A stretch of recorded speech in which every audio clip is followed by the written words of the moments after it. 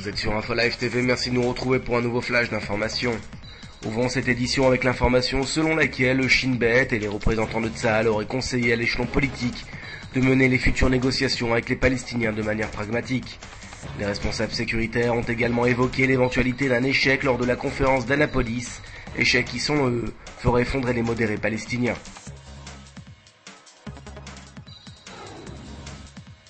Washington fait de l'œil à Damas alors que la conférence d'Annapolis aurait dû traiter uniquement du conflit israélo-palestinien.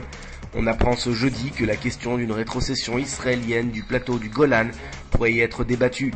En effet, Washington entend ainsi attirer au sommet Damas qui se refuse à toute participation tant que le plateau du Golan ne sera pas mis sur la table des négociations.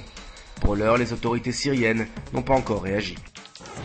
Dimanche prochain, ce sont 432 prisonniers palestiniens proches de la mouvance de Mahmoud Abbas qui seront libérés par les autorités israéliennes. Le gouvernement d'Ehud Olmert a approuvé cette décision en geste de bonne volonté à l'égard du président de l'autorité palestinienne, et ce en vue de la tenue de la conférence d'Annapolis la semaine prochaine. 2 roquettes Qassam se sont abattues mercredi soir dans le Negev occidental. Les 2 roquettes ont atterri dans des terrains vagues. Le premier engin est tombé entre Gevim et Yam Mordechai et le second près de Mefatsim. Aucun blessé ni dégâts matériels n'a été signalé. Seuls 2736 supporters ont assisté sous une pluie battante à la victoire de l'équipe israélienne de football mercredi soir contre la Macédoine à Tel Aviv, 1-0. Rencontre sans enjeu puisqu'aucune des 2 équipes ne pouvait espérer se qualifier pour le championnat d'Europe 2008. Le Hamas à la conquête des médias. Une ville des médias, un document, infolive.tv.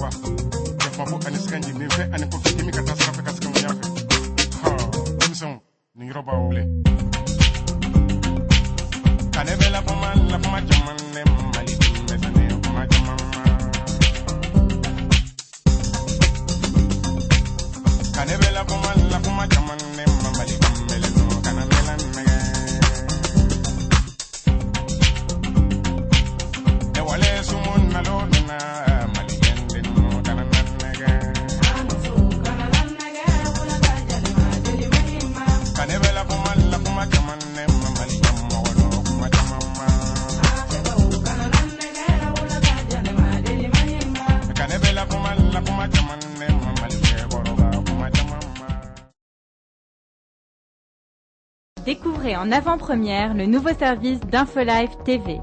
Recevez gratuitement chaque jour, en vidéo, les informations d'Israël et du Proche-Orient sur votre mobile.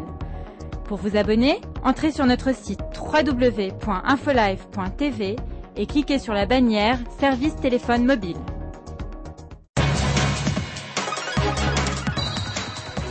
InfoLive TV, el primer canal de televisión en el mundo que transmite por internet en 4 idiomas en vivo desde Jerusalén.